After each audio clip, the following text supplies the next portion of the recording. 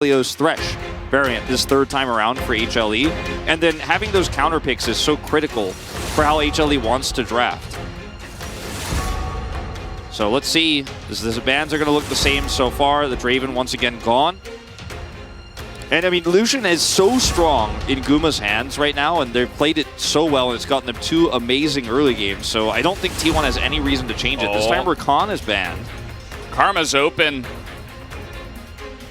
So now, I mean, you open yourself up to various Karma lanes, such as, you know, Varus Karma. Could be another response here on the side of Halma Life if they want to go for that. Yeah, looks like that's what they're thinking. Can pick up the jungle first. It'll be Varus. They'll pick up, instead of the Ezreal here for Viper, having some additional CC here is what he would prefer, it looks like, rather than some additional long-term damage in fights. Oh, last second swaps to Zeri. Oh, okay. Okay. Vi coming through now as well. We're going old school here. And considering, to be fair, even though Zeri has a very low win rate in this matchup right now, it has been very tough on this patch. Considering that this game state that T1 has led with in games 1 and 2 has still gotten to a point where Viper's getting 2-3 items, we are going to a late game. Maybe he just feels confident that he could survive the pressure here once again with his Vi pick for Clit. Best pick of the season. And then get to a point where you can actually carry late game team fights. It's going to be the Azir that gets prioritized over the Lee Sin. So jungle lockout incoming here. Yeah. Lulu makes sense. Zeri Lulu. Lucian Nami. Zeri Lulu. You need, you need to play around the Lulu in the lane, or you will not be able to survive this area against Lucian, period. So you can't try to grab a Kali here and be like, oh, we got a counter matchup for the Azir. So now T1 can at least protect the Azir pick here a little bit against Zeka.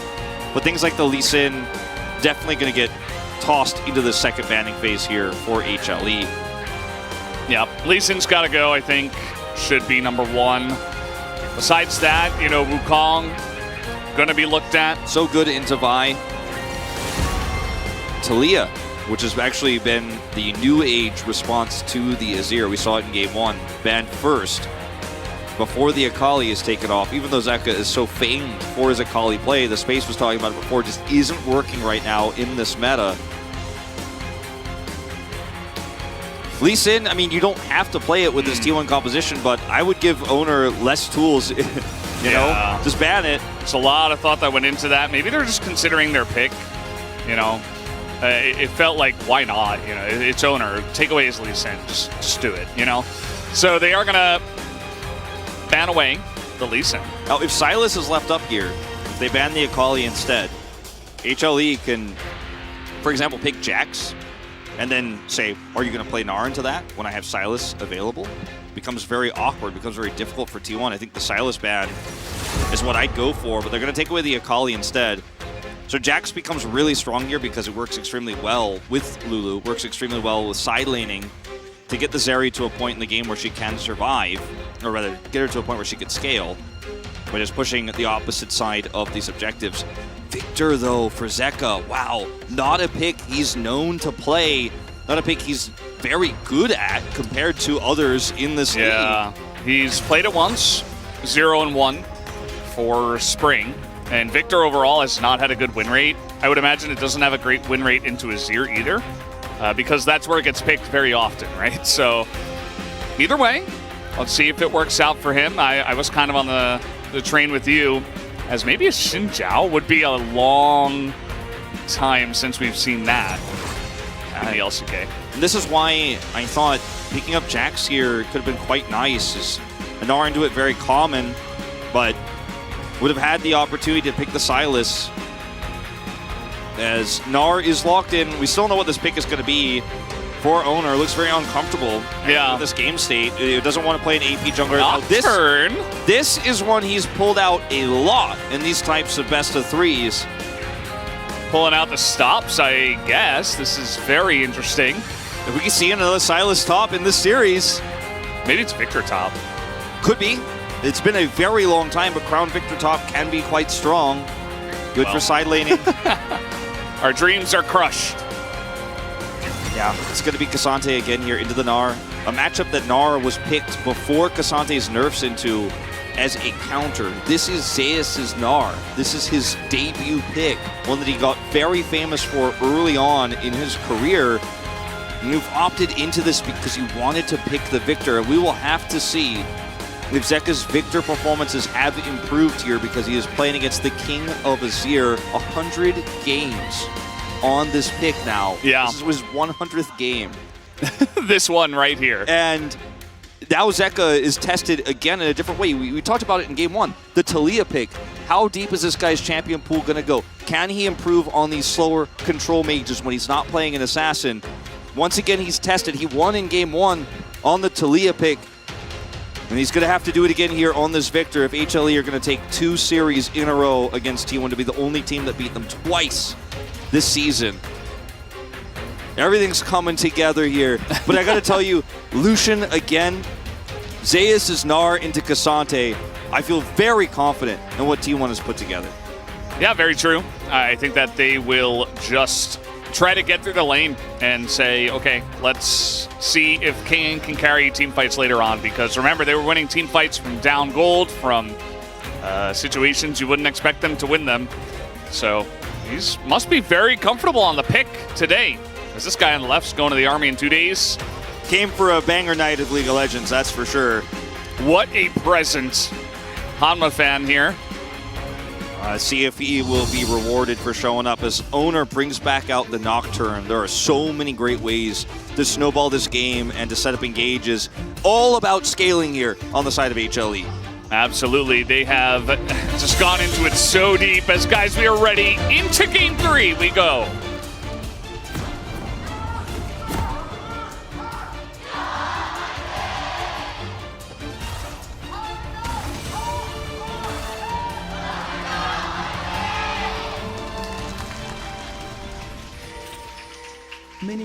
Here we are. The Zeri and the Vi picked together, so that Oner doesn't just pick the Vi.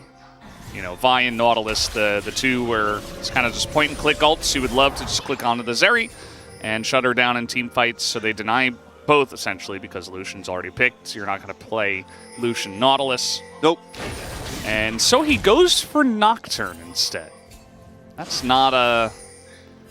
It's not one you see oftentimes picked, but when you consider how it will have access to a backline and it will be able to zone away Zeri potentially in some of these team fights or a low mobility AP mage like a Victor, you begin to see the lines here for T1.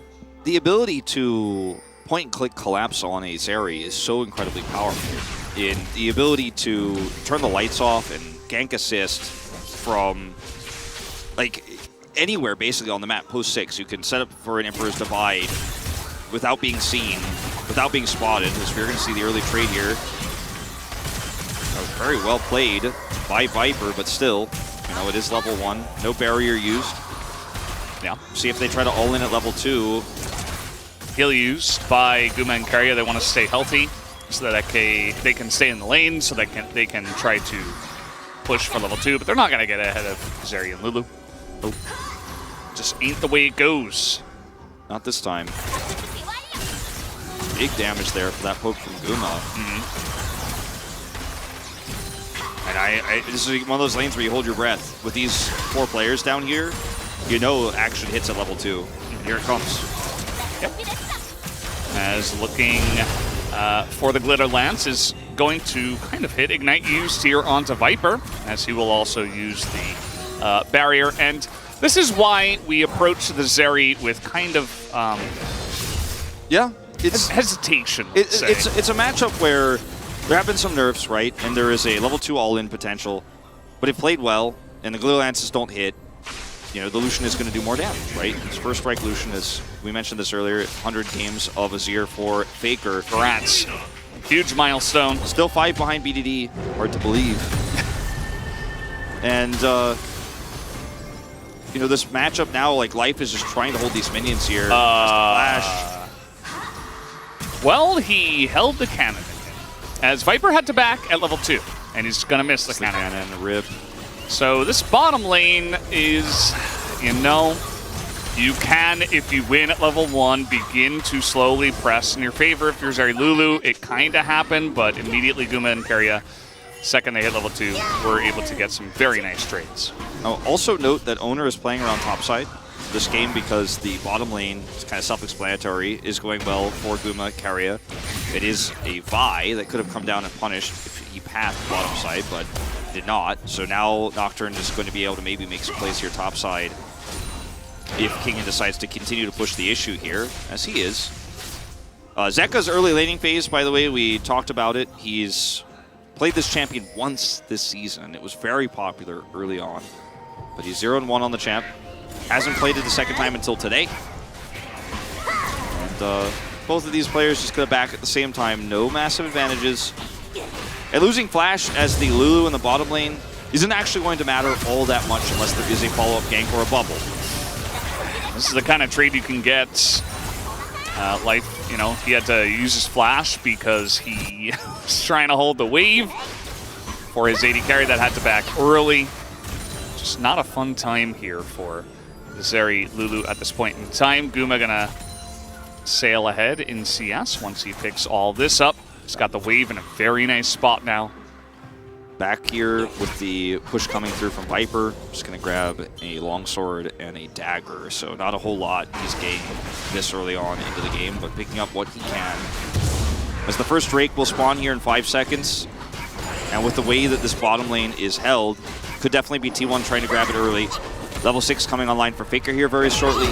And that is when you have kill pressure here too in the mid lane. If you get Zeka's Flash, that Drake fight becomes so much easier. The fight for Herald, especially, becomes very strong, as Oner will be hitting level 6 around then.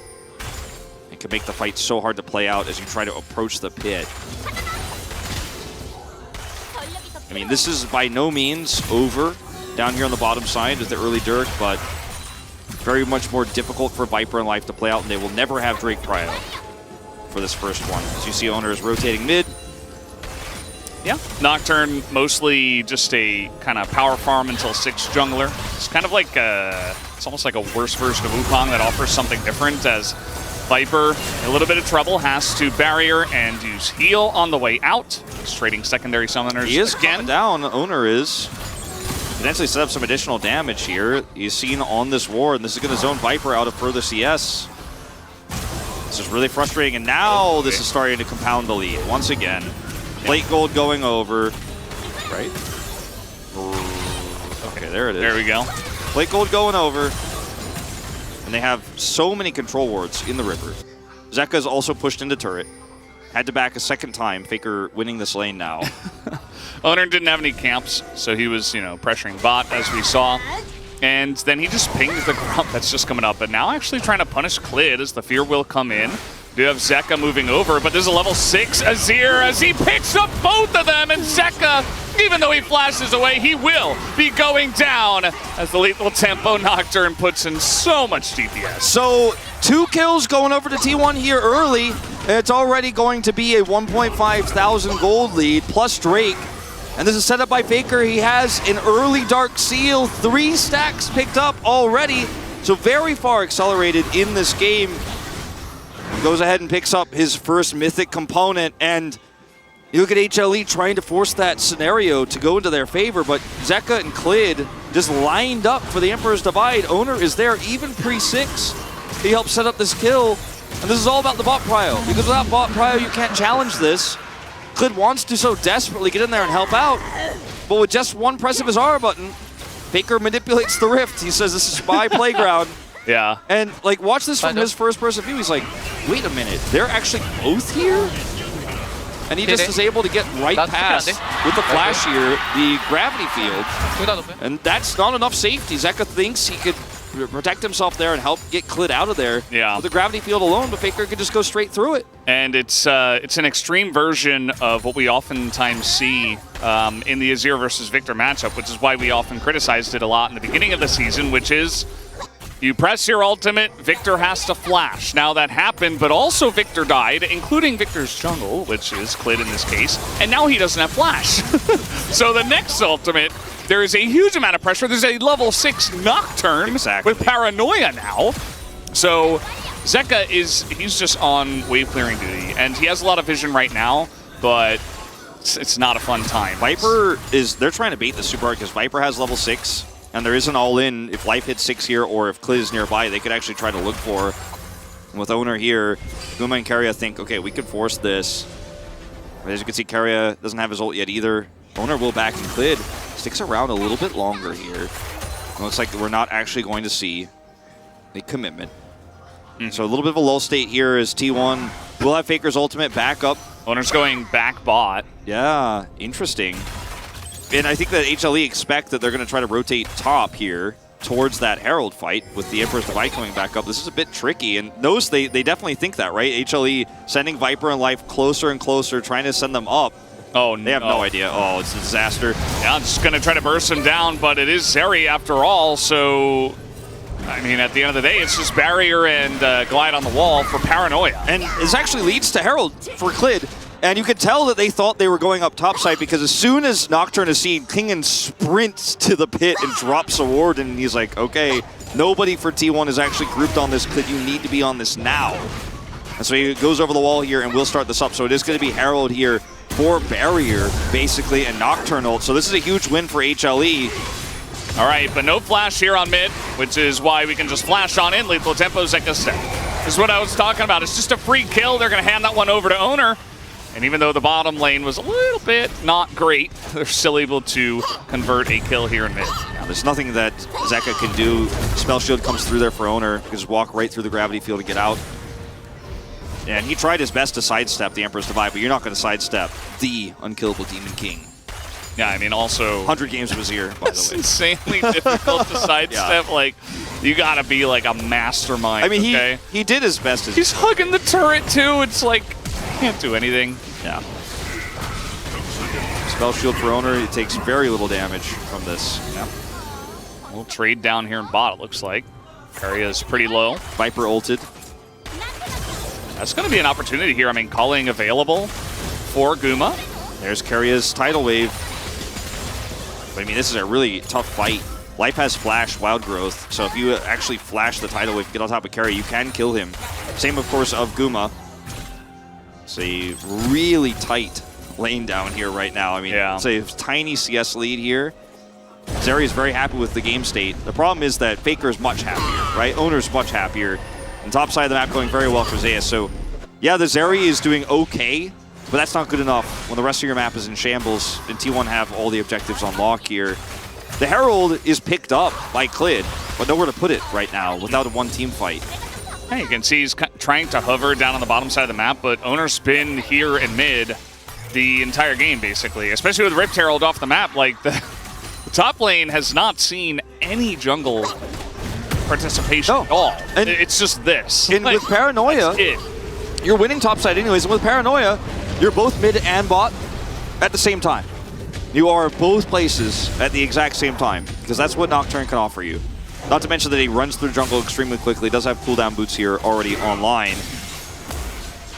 And he's going Gore Drinker, unsurprisingly. Oh, I'm sorry, not Gore Drinker, the Stripe Breaker. And Faker. Okay, Vi ult's pretty good against an Azir as he flashes. He's gonna hit the Vi into the turret as Oner is here. Fear comes in. Can he get the damage in is really the question, as Klid is so low and the Q will be enough. So picking up a kill here, but not onto the Victor. It's, you know, a assist that he picks up here. Kingen is going to try to get plate gold up here. We'll be able to get just one. But still, great play from Faker. Amazing ultimate there in that crisis moment. Crisis management, very good. And T1 actually going to group faster here with still having bottom side control on this second Drake. Life wants to come in here, teleport from Faker. I think this is a bit risky, HLE. You're not online just yet. Faker doesn't have Emperor's Divide, though, and they are going to try to force it. Yeah, it looks like they will, but there's no jungle here, right? So Oner just going to push Zeka away with a tidal wave, and that's going to be the end of that, as they might just get on top of this fight, though. Polymorph comes in. Zeri ult onto 2. Viper trying to get this damage into this bottom lane, as Guma will be the sacrificial Lucian. Down he goes, and that kill is going to go to the hands of Viper. Yeah, Flash does have to be expended here from Viper. And they get the kill, but it's Drake going over to T1. It is once again a Cloud Soul here.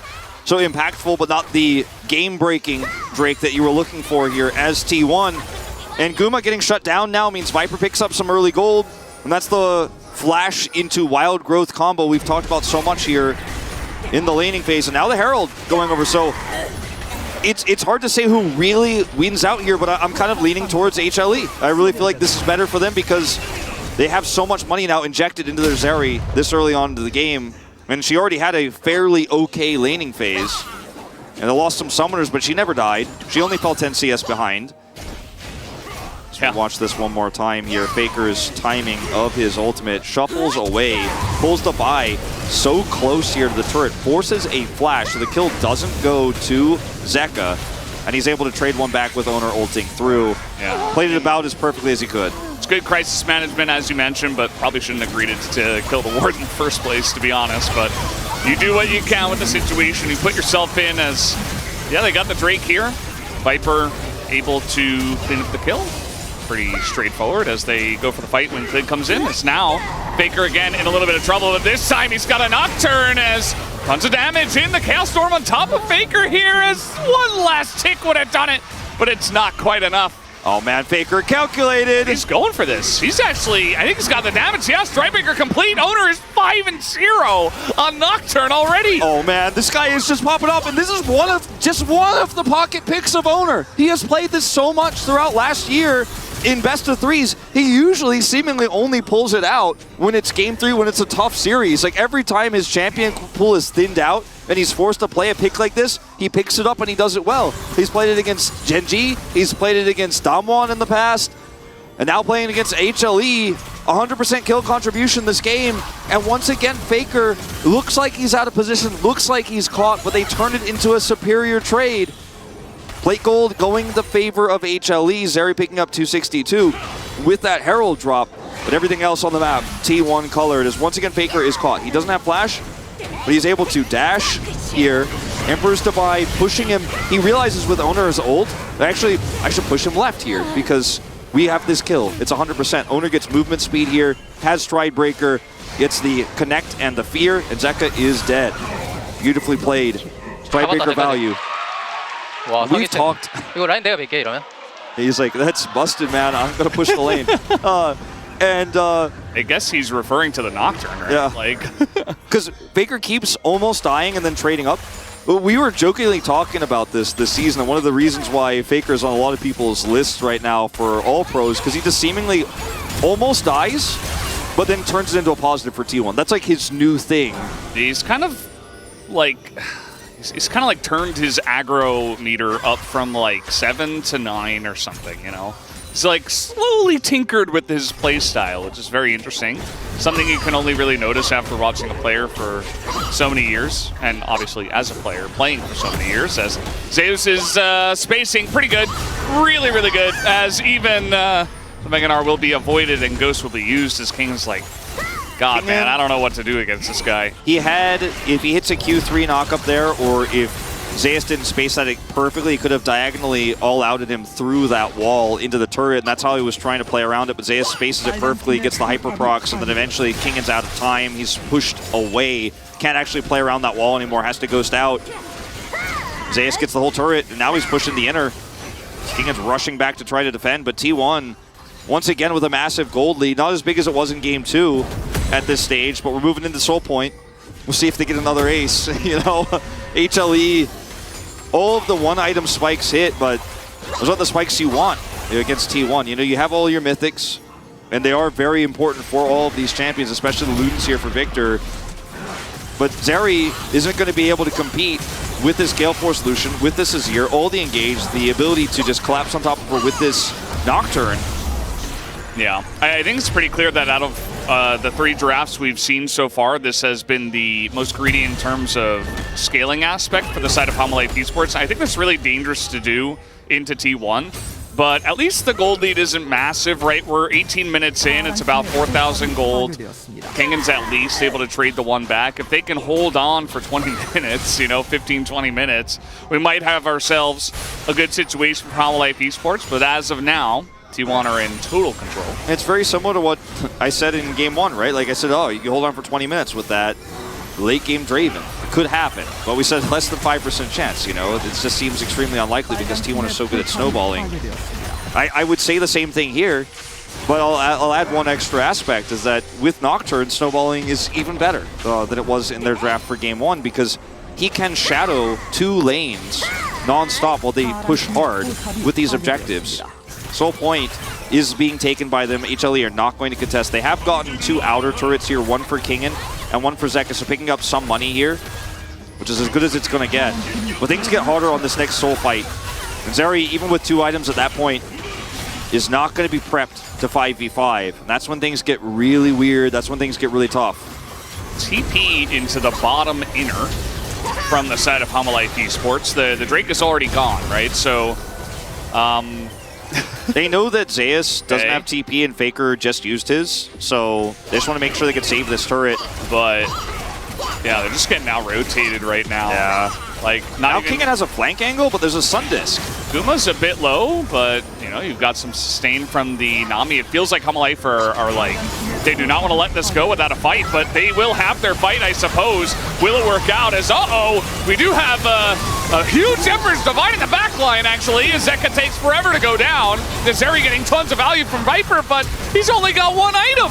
And they're just electing to go into this fight against T1 right now. And it's not the cleanest fight ever, but T1 will still win it. Yeah, still some kills being traded back here. Don't think Kingen's going to be able to get anything else done. Faker so far ahead. Right now, 7 stacks on this Dark Seal. And Kingen, you've got to back away.